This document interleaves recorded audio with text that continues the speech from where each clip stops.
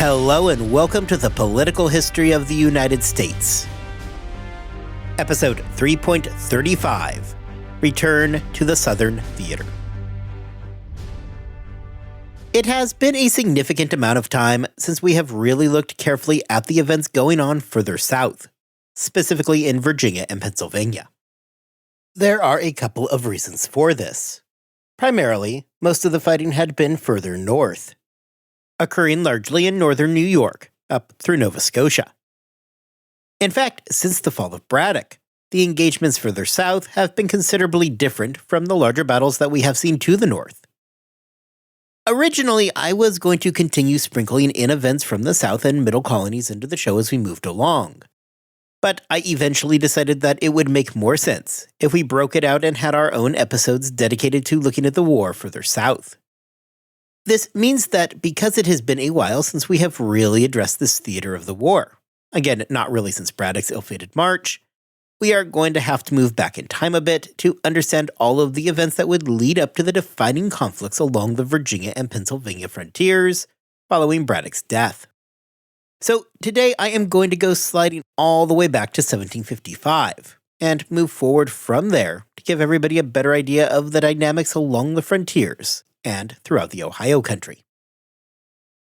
In some ways, it seems strange that we have not spent more time looking at events in Pennsylvania, Virginia, and throughout the Ohio country.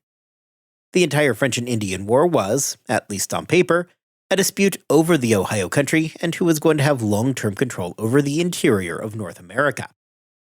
If you'll recall, all of this finally came to a head over Fort Duquesne, which was built at the forks of the Ohio in modern-day Pittsburgh.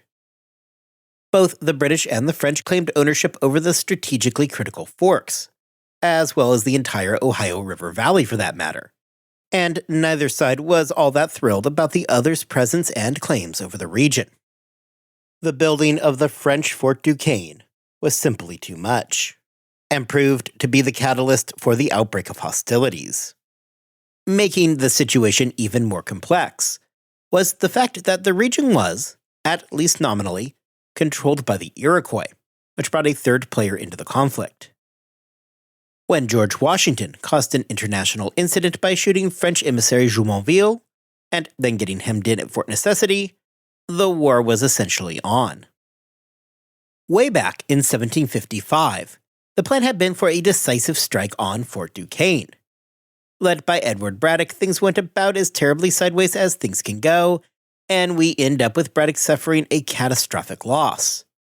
During the fighting, Braddock himself was killed and the British were sent running. Despite still having a numerical advantage, there would be no second attempt on Duquesne in 1755. With Braddock's loss, we really don't see any more major engagements in either Pennsylvania or Virginia. The main theater of the war had shifted to the north, to places like Louisburg, Lake George, and Acadia. This shift to the north makes it almost easy to forget that further south, the war was still going on. What the colonists in the south experienced, however, was considerably different from the colonists further to the north. Rather than the large pitched battles like we have seen at Fort Carillon, Oswego, and Frontenac, or any of the other places we have gone, the fighting along the Virginia and Pennsylvania frontiers resembles the Native American tactics that we have been seeing for over a century now. Specifically, French allied tribes would move into an area, ambush a British frontier settlement, and get out of there before anybody could muster an adequate response. These attacks were devastating for colonists all around the frontier, not just for their actual damage and losses, something that we are going to talk about momentarily, but psychologically as well. These attacks came as a shock and were absolutely terrifying to the colonists who had to experience them. The result of this was a humanitarian crisis, as people fled from the frontier towards the relative safety of the more urban areas. These surprise attacks from the French allied tribes acted then as a further check against Virginian involvement in the Greater War. Busy defending their frontier, Virginia had few men to spare to send north to what had become the main front. The depopulation along the frontier was likewise a very serious problem for the British, and one that they were desperate to stop. First, there was the obvious humanitarian crisis that it was causing, the one that we were just talking about. People were being forced to relocate, and it meant that more densely populated areas were suddenly dealing with an influx of refugees, which, in turn, was causing a significant struggle in those areas to support the quickly growing populations. The accompanying depopulation of the frontier likewise meant that they were much harder to defend, thus further exacerbating the already dire crisis. To be clear, this was not some imaginary boogeyman that the colonists feared either, but a very real and very distinct threat. It is, of course, impossible to say how many colonists were actually taken captive or killed along the frontiers. We do know, however, that for men captured along the frontier, the outcome was always dicey. Either they would be executed outright, or sold to the French for labor. For the frontier colonists, trying their best to simply live their lives, this was a terrifying prospect. They suddenly faced a new reality where settlers were routinely being killed, their farms looted and burned, and women and children being kidnapped. From the period between 1755 and 1758, over 1,500 were killed, with another 1,000 taken captive along the Pennsylvania frontiers alone. A consequence of these raids is that it would lead to a policy of reactionary retribution by the British that proved to be equally as brutal. The result was this back-and-forth series of mutual massacres, committed by both the English and Indian forces alike.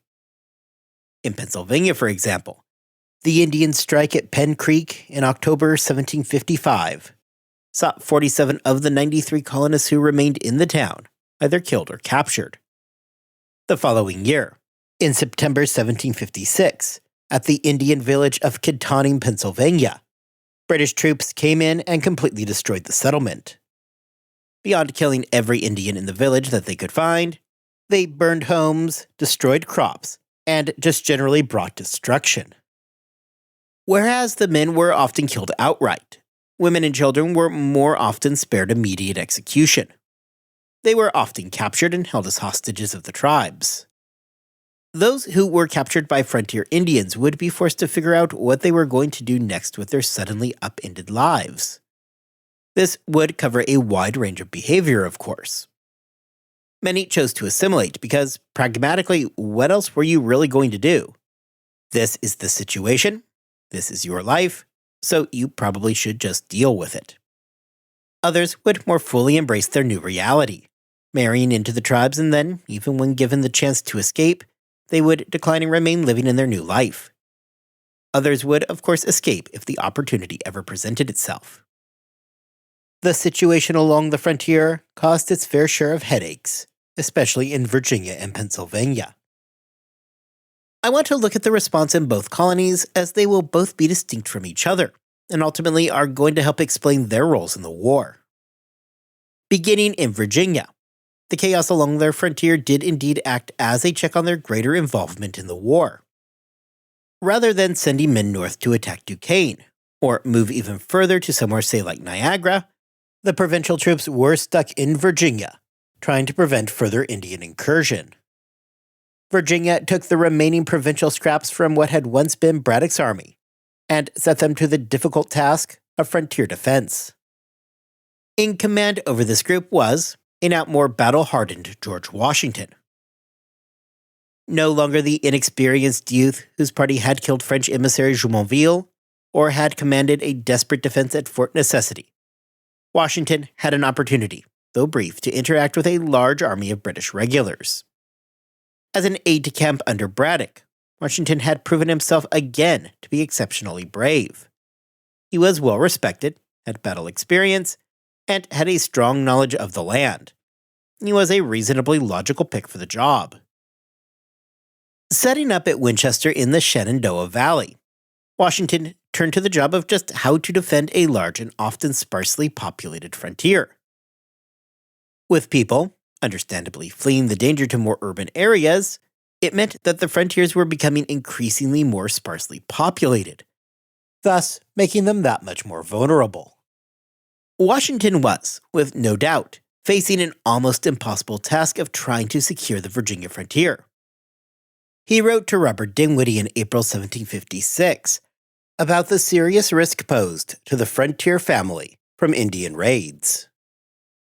With the tactics of the native tribes to quickly strike a settlement and then get out, Washington found himself perpetually in a position of attempting to play catch-up. Realistically, by the time the Virginia militia could respond in any meaningful way, the attack was long over. Virginia was not the only colony struggling to secure their frontier borders.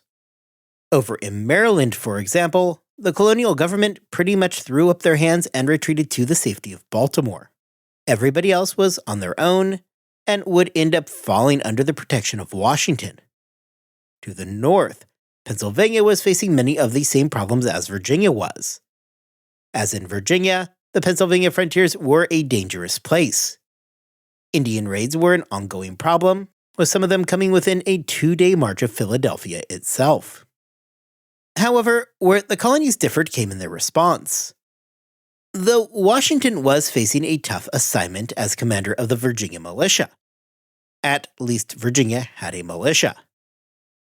In Pennsylvania, we run headlong into the problem of a practical defense in a colony where the leadership is made up of a majority of pacifists.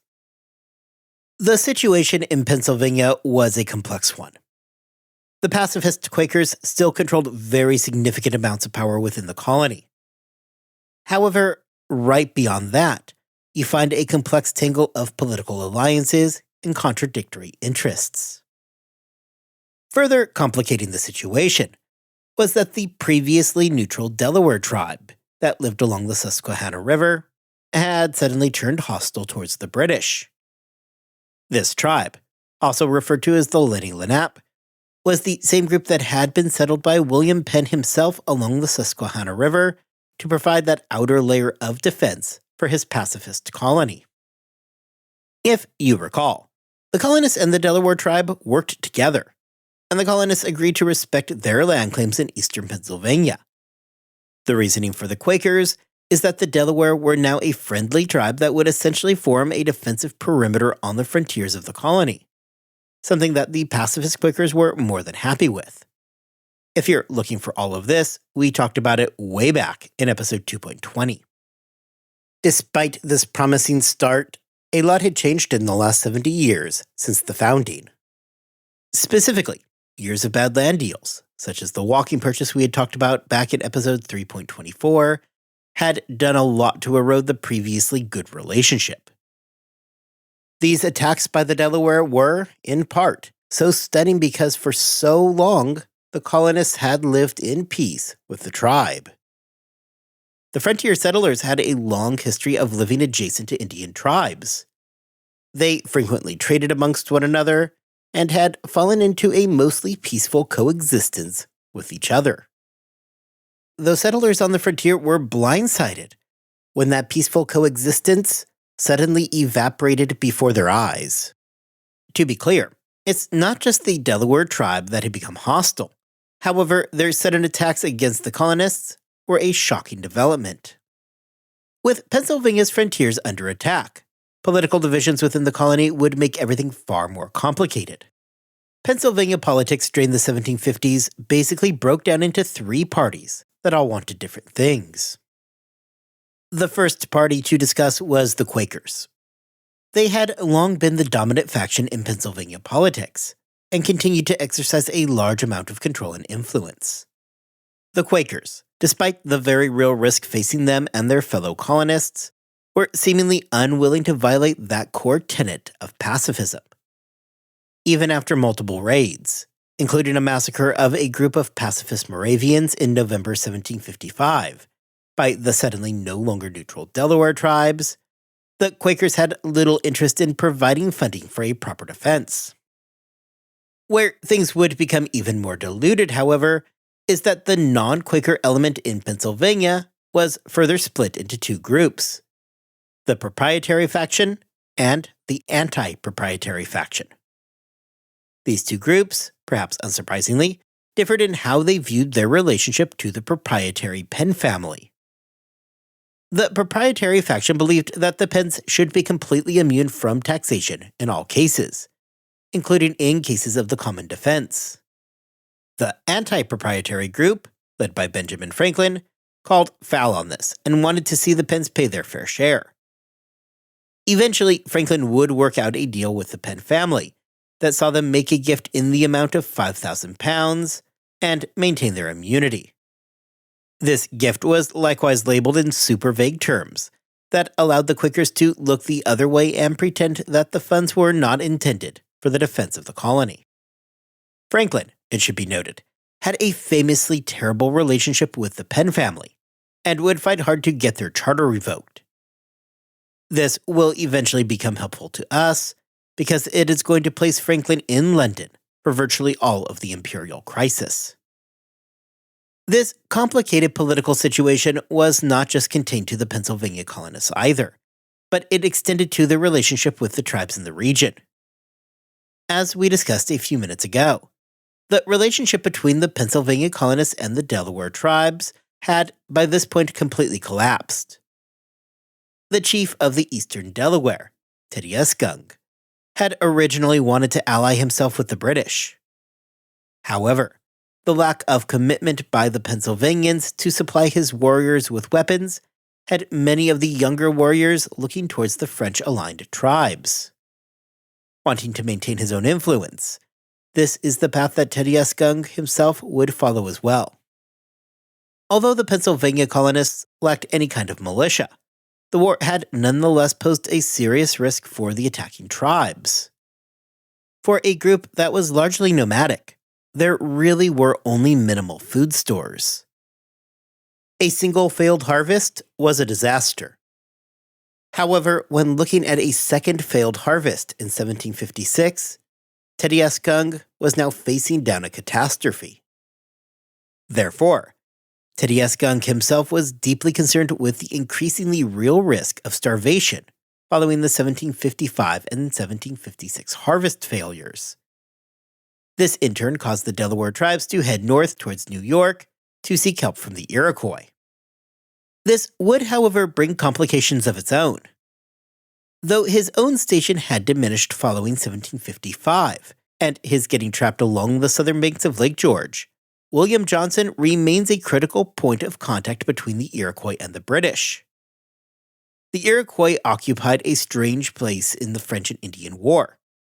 They were at least nominally allied with the British, though realistically, neutrality had become the position of the Confederacy. The Mohawk tribes had remained frequent partners of the British, whereas other individual tribes worked with the French against British interest. William Johnson knew better than to push too hard on the Iroquois, as the last thing that anybody wanted to do was to shove them fully into the French camp. What therefore had emerged was an uneasy balance. The British did, however, understand the considerable amount of influence that the Iroquois still held over the tribes under their control. The Iroquois, therefore, were under pressure from Johnson to apply pressure of their own to the Delaware to stop their reign of destruction along the Pennsylvania frontier. This, by itself, was not an easy task. The Iroquois Confederacy by this point was anything but a cohesive group, with several of the member tribes actually now collaborating with the French, and really only the Mohawk remaining completely loyal to the British. The Mohawks, however, were willing to apply the pressure necessary, as they themselves feared the possibility of an eventual Delaware attack. With that, the Iroquois, being led by the Mohawk, informed Teddiasgung that he really needed to give up the raiding, and that everybody needed to come together and work towards a greater overall peace. Teddiasgung was never really a warmonger, and was acting more out of pragmatism in his decision to fight against the British than anything else. His people had been moving towards war, and he did not want to be left behind. However, when the opportunity presented itself for him to slide into his role of peacemaker, it was a role that Teddiasgung readily jumped at. His primary goal in this entire ordeal was to secure a permanent settlement for the Delaware tribe in the eastern portion of Pennsylvania. He fully believed that in the role of a peacemaker, he had a much better chance of achieving that ultimate aim. As all of this is happening, and Teddiasgung is evaluating his own position in the greater overall conflict, back in Pennsylvania, politics had also taken an interesting turn during 1756. Although there had always been a wink-wink, nudge-nudge agreement in place when the Penns made their gift the year before, the militarization of the colony never sat well with a majority of the Quakers. In April 1756, when Pennsylvania Governor Robert Morris officially declared war, the Quakers quickly found themselves that much more isolated from the direction that the colony was moving. And as a quick note, Governor Robert Morris is of no relation to the Robert Morris that would be a signer of both the Declaration of Independence and the Constitution. However, he is the uncle of Gouverneur Morris, who would end up signing the Constitution. The event that finally broke the camel's back came when the Quakers Joseph Fox and John Mifflin, the father of a future signer of the Constitution Thomas Mifflin, failed to object to, and actually supported, a program of Indian bounties. This caused a brief firestorm and a period of reflection for the Quakers. Both men were effectively excommunicated from the Society of Friends. This event would lead to a wider movement amongst Quaker leadership to leave the government outright. They did not like the way things were going, and simply were unwilling to give up their pacifism, as they held that as a core tenet of their beliefs. This led to a mass exodus of Quakers from public life. Suddenly, men like Benjamin Franklin found themselves in a position to step into the void left by the Quakers' exit. With the Quakers gone, Pennsylvania was suddenly free to take a much more aggressive stance, with pacifism quickly falling out of favor. Despite this change, however, 1756 was a rough year, culminating in the destruction on July 30th of Fort Grenville, something that we had talked about back in episode 3.30. With the fall of Fort Grenville, the Pennsylvania frontier essentially fell all the way back west to Carlisle, which was within striking distance of Philadelphia itself. Everybody was pretty on edge throughout the summer months of 1756. The frontiers remained fraught with danger and, despite the declaration of war, the Pennsylvania government was scrambling to mount anything even resembling an effective defense.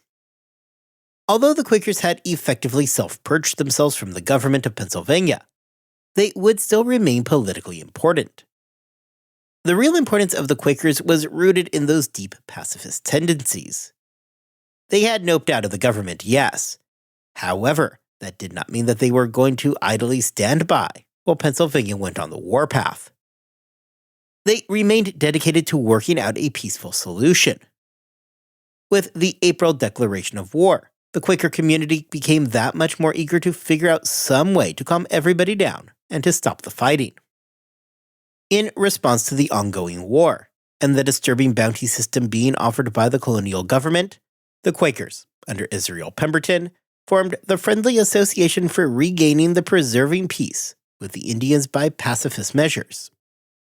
This formed the basis of something of an unofficial diplomatic corps between the Quakers and the Indians. Pemberton would become essentially the de facto Quaker leader and would often act as the group's official voice during negotiations. His grandparents, Phoebe and Phineas Pemberton, had been some of the first colonists to come over to Pennsylvania with William Penn himself, and Israel Pemberton was a well-respected member of the Society of Friends. As a quick aside, he will not be the last Pemberton in our story. Way off in our future, when we get to the Civil War, we will encounter John C. Pemberton, a lieutenant general in the Confederate Army, who would be the commanding general over Vicksburg when it surrendered to Ulysses S. Grant. John Pemberton is the great-grandson of Israel Pemberton. It is a small world, folks. Luckily for Pemberton and the Quakers, they provided a sympathetic ear for Teddy Esgung, who was now envisioning himself as being a peacemaker. Through these Quaker emissaries, both the government of Pennsylvania and the Delaware agreed to a conference to discuss specific grievances that was planned to occur in Easton that July. By this point, both sides were feeling some very considerable desperation. Governor Denny, who had taken over for Governor Morris in 1756, was getting increasingly worried about the possibility that the western and eastern Delaware tribes would soon be able to link up with one another. The frontier was a disaster for the new governor, and a peace agreement was needed to stop the bleeding. Teddyesgung, at the same time, was equally desperate, as he had grown concerned with the ability of the Delaware people to continue the fight in light of the continued failed harvests. The initial conference at Easton would come in July 1756. Taking place at the end of the month, the first conference was more limited in scope than would be the future conferences. In fact, in a lot of sources that I read, this first conference is just ignored, with the November conference being referred to as the First Conference of Easton.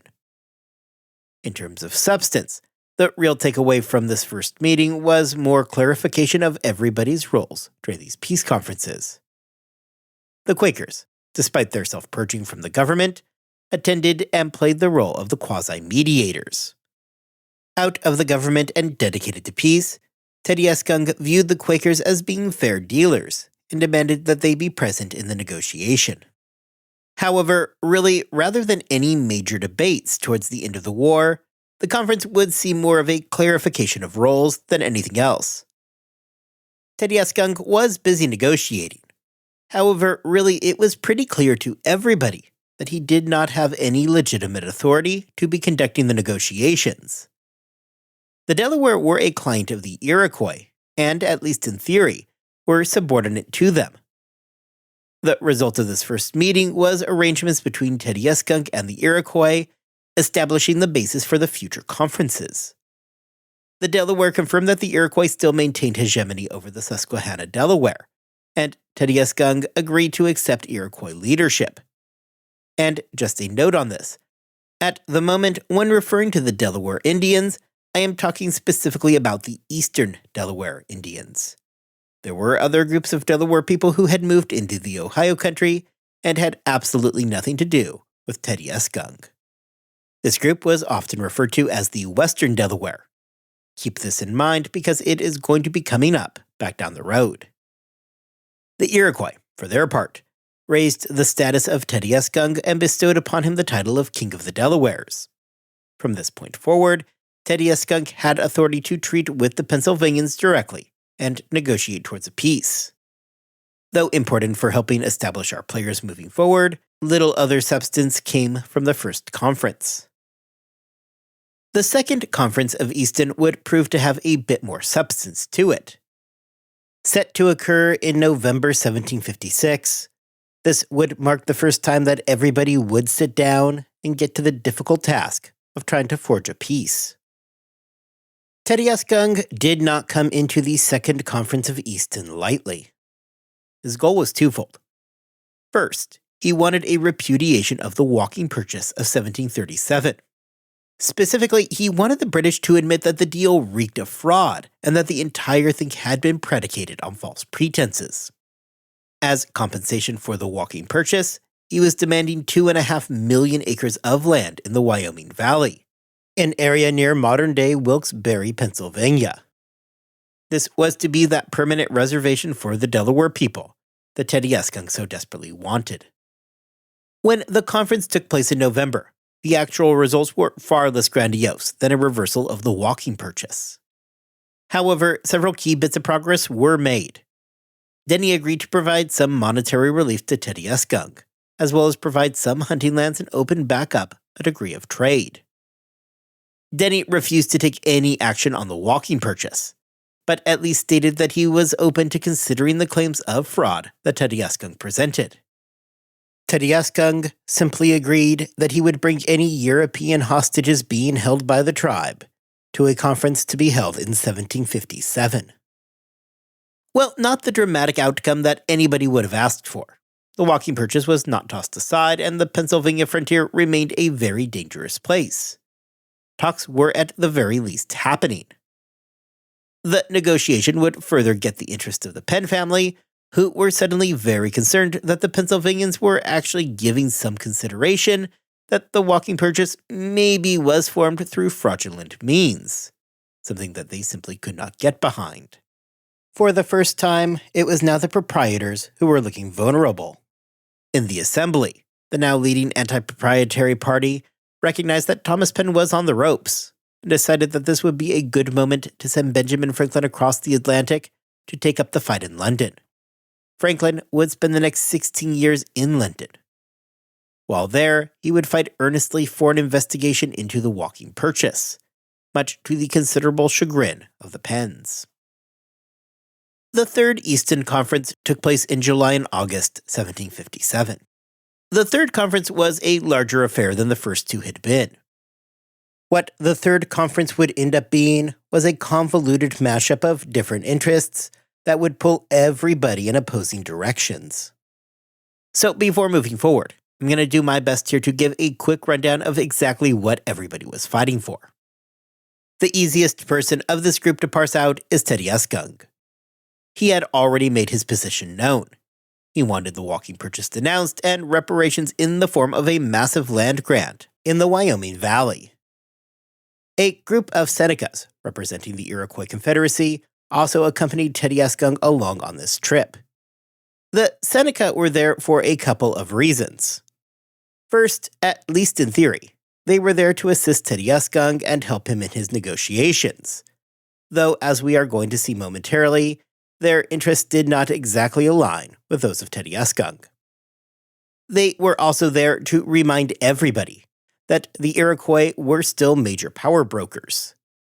Yes, they had given Teddy Uskung the right to negotiate, but they wanted it to be abundantly clear that they gave Teddy Uskung the right to negotiate. Governor Denny, on the surface, wanted to oppose that and fight for the rights of the proprietors in the Penn family. However, Denny was also under pressure from Lord Loudon, who was then in control, to bring peace to the frontiers. Loudon really could not care any less about the property claims of the Penn family, and truth be told, it was not something that Denny cared much about either. So, well, at least on the surface, he was going to have to pay the requisite amount of lip service to the Penns. He was pretty much completely on board with doing what was necessary to bring peace. An advantageous peace for Pennsylvania, and therefore the king, yes. But he was not about to get held up on some claim of land rights from Thomas Penn. The Quakers resumed their role of being the de facto mediators.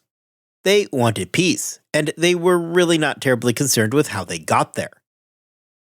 They agreed with Teddy Uskung that the walking purchase was not a great look and probably needed to go. The Quakers throughout the process had done little to ingratiate themselves with Denny, who, despite being at least seemingly on the same page, was annoyed at their constant interference. Despite taking a stance that they were acting out of a place of official neutrality in the proceedings, it was pretty clear by the Third Conference that the Quakers were not only not neutral, but they had placed themselves firmly within the camp of Teddy Uskung. The final group that attended the meeting was comprised of the representatives for the Penns, those Seneca members who had come along with Teddy Uskung and were observing the proceedings, and George Croghan. Croghan was there as a representative of William Johnson, who remained the only person officially sanctioned to conduct Indian diplomacy. George Croghan was also a prolific trader, with a whole ton of personal land and financial interests in the ongoing talks, and wanted to leverage his position to make sure that his own interests remained well protected. This group saw the writing on the wall. The walking purchase was going to be coming under scrutiny, something that none of them really wanted to see. The Penns obviously wanted to protect their property rights.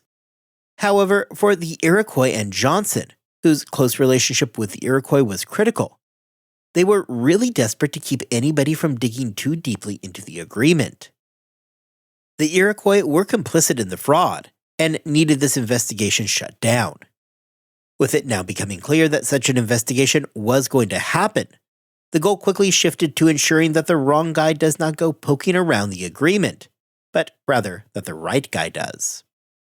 The compromise that this faction therefore presented was that, okay, sure, we can review the walking purchase, so long as the guy reviewing it for potential fraud is William Johnson.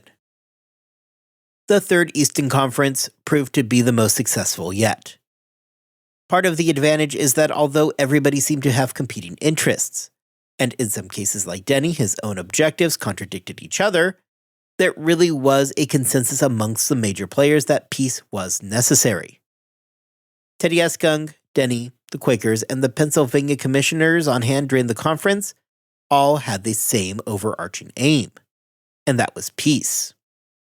Despite an often tense conference, something resembling progress was made.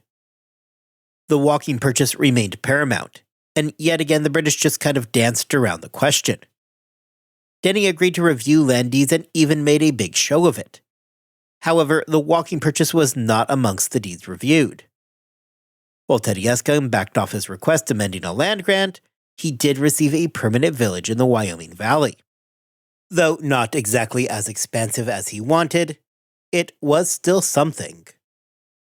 This village, built at British expense, would include lodgings, trading posts, and a school. Teddy critically for the British, agreed not only to cease hostilities amongst the eastern Delaware tribes, but agreed that they would do what they could to bring the other Ohio tribes, including the critical western Delaware Indians, if not on board as allies, at least to a point of neutrality. The legacy of this third conference is mixed. The question of the walking purchase remained unsettled. Agreements had been reached that the Delaware would get a village in the Wyoming Valley, a project being largely bankrolled by the Quakers. However, any investigation into the walking purchase, and the fraud surrounding it, would have to wait for now. Back within Pennsylvania, throughout the rest of 1757 and into 1758, factions inside the government would spend a lot of time pointing fingers at one another. Those on the council friendly to the Penns exonerated the proprietors from any wrongdoing and instead claimed that the only reason anybody is going down this road is Quaker interference. The Quakers, meanwhile, were busy with the project of building a new Delaware town up in the Wyoming Valley. There was, however, reason for hope. At a minimum, the eastern Delaware were now out of the war. There was at least the possibility that the Ohio tribes who had been so closely aligned with the French may now consider jumping ship and joining the British. Of course, absolutely nothing at this point was written in stone, but the door had at least been opened, and the fortunes of the British seemed to improve. Along the frontiers of Pennsylvania at the end of 1757, there was something that had been sorely lacking for a few years now, a glimmer of hope. This is where I am going to leave things for today. We have gotten our Southern theater caught up with the rest of our story, as everybody prepares to enter 1758 together.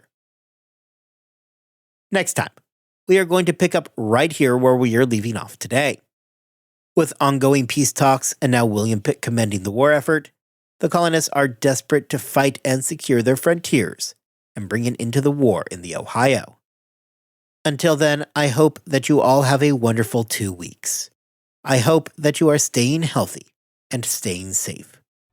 And I will see you all back here next time as we finally bring peace to the Ohio.